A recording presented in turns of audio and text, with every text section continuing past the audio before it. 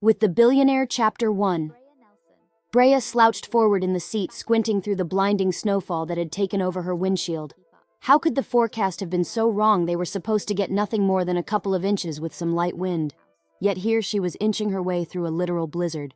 The muscles in her shoulders were tense, and her back was sore from leaning into the windshield as she strained to see the lines on the road, and she was cold, so cold she'd fought with the heater before she'd pulled out of the parking lot. But the trickle of air emerging from it was lukewarm at best. Her fingertips were numb, despite her gloves. The road was empty, making it obvious that everyone else had gotten the memo about the change in the forecast. But she was also the only one foolish enough to volunteer to work on Christmas Eve, knowing that she still had traveling to do as the first flakes fell. She had considered scrapping the trip home, but if there was any chance of her making it to her parents, then they expected her to be there, snowstorm or not. Thanks to their demands, she was fighting through the start of what seemed like the snowstorm of the century in a dinosaur of a car that could barely get her to and from work on a good day. Her windshield wipers weren't keeping up with the snowfall, and the fact that she couldn't defrost her windows wasn't helping with visibility. Brea worried about that ice narrowing her field of vision was the snow changing over to sleet. Her teeth were chattering, her nose was frozen, and she still had at least 2 more hours of this ahead of her before she'd pull into her parents' driveway. She reached a shivering hand over to the small knob and turned the volume up on the radio.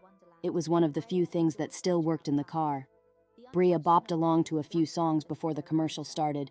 She hated listening to the advertisements and was tempted to switch the station.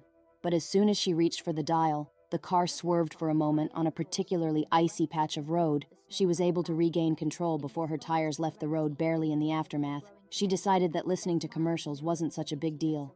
After all, she had to keep 2 hands on the wheel. The station switched from ads to updates. On a particularly icy patch of road, she was able to regain control before her tires left the road. Barely in the aftermath, she decided that listening to commercials wasn't such a big deal. After all, she had to keep 2 hands on the wheel. The station switched from ads to updates. It was one of those traffic and weather together programs, and Brea felt her stomach drop as she listened to the reports.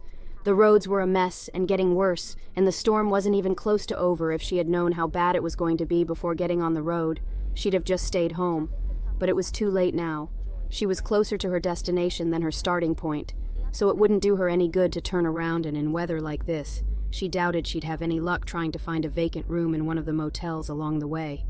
Nope, her only option was to push forward and hope for the best. After the official reporting, the DJ and his partner riffed about the storm and then moved on to gossip. "Now, what do you think of billionaire playboy George Clark?" the female host asked. "I have a lot of things that I could say about Mr. Clark, but I need to keep it clean for our audience, which doesn't leave me with a lot of options," the guy replied in an annoyed voice. "Jealous, are you?" she teased.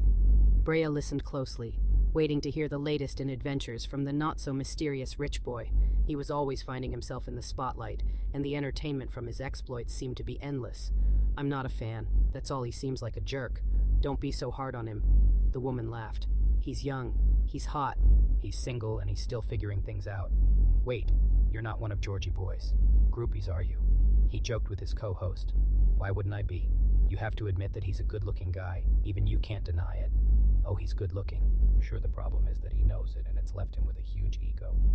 "I'm sure something about him is huge," the woman said with a giggle.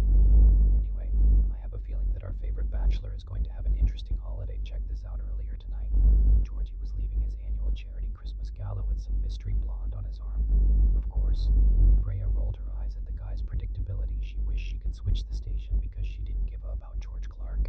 That's not news. No, there's more. Someone took a shot at our boy.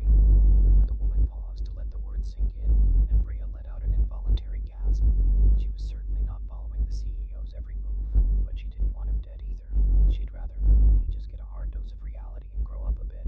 She thought it was disgusting the way that women threw themselves at his feet, and he just tossed them aside as he pleased. It was one of those discarded women the shooter Brea would never wish harm on anyone. But the man's behavior must have been pretty horrible for someone to come after him like that.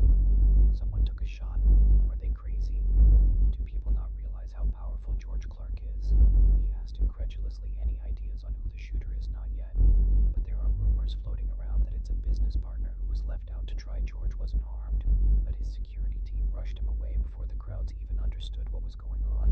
And now that the news is out about the attempt on his life, I'm sure the internet just broke with the overflow of women who are devastated over the near loss. You can't blame us for being a bit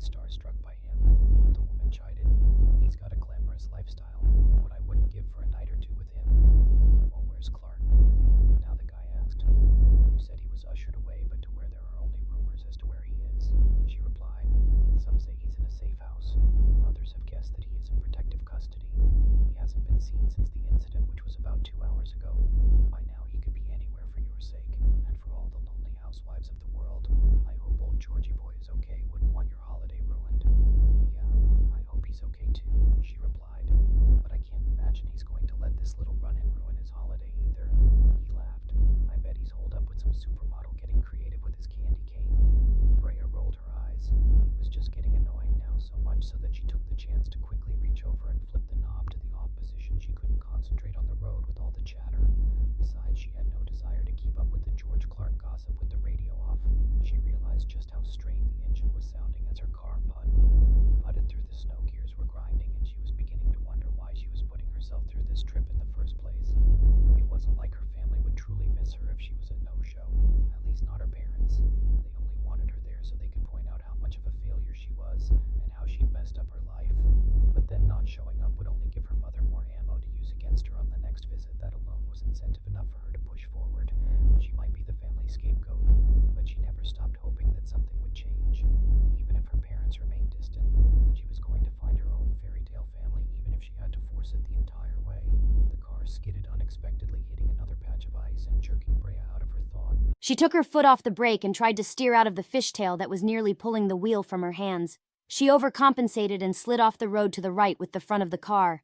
Landing into a ditch packed with snow, she exclaimed, slapping a gloved hand onto the steering wheel. She stepped on the gas, smashing the pedal to the ground, only to hear that depressing word that made it clear she was only making it worse.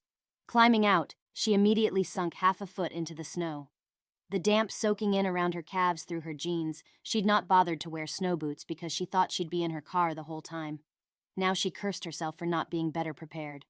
Circling around the car, she saw that her back driver's side will have lifted all the way off the ground, and the car sat crooked in the embankment.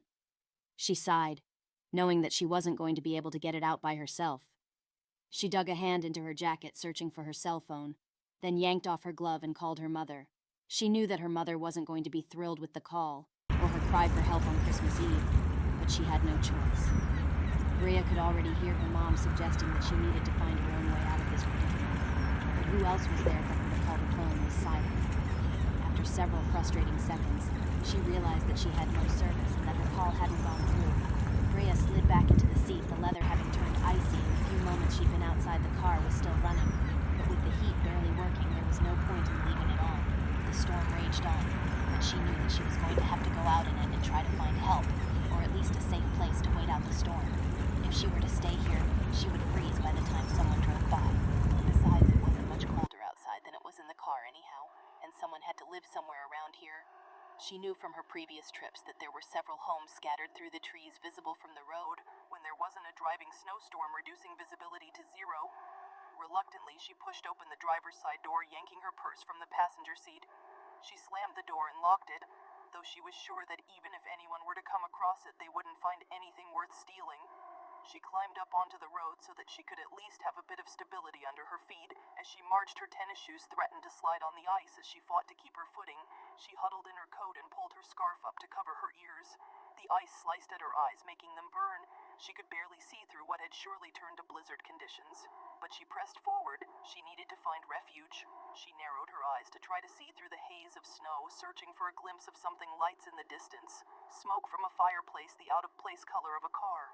In the distance, she'd walked maybe half a mile, but her entire body ached as if she'd walked for 10, exhausted from battling the wind and the cold. She was beginning to worry that she would lose a few toes.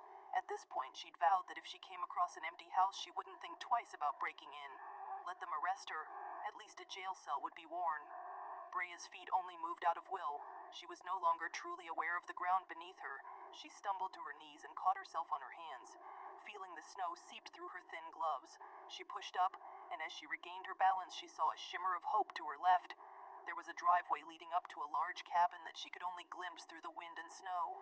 Brea took off running towards it, slipping on the ice like she was a fawn on new legs. Relief coursed through her when she finally reached the door. It was solid with an old brass knocker, which she wrapped her stiff fingers around to pound on the door. She waited impatiently as she heard someone getting closer. Another long moment, and the door creaked open. A gush of warm, slightly smoky fireplace air greeted her instantly, comforting her despite the storm at her back. But when she took in the person standing in front her jaw dropped open. It was him.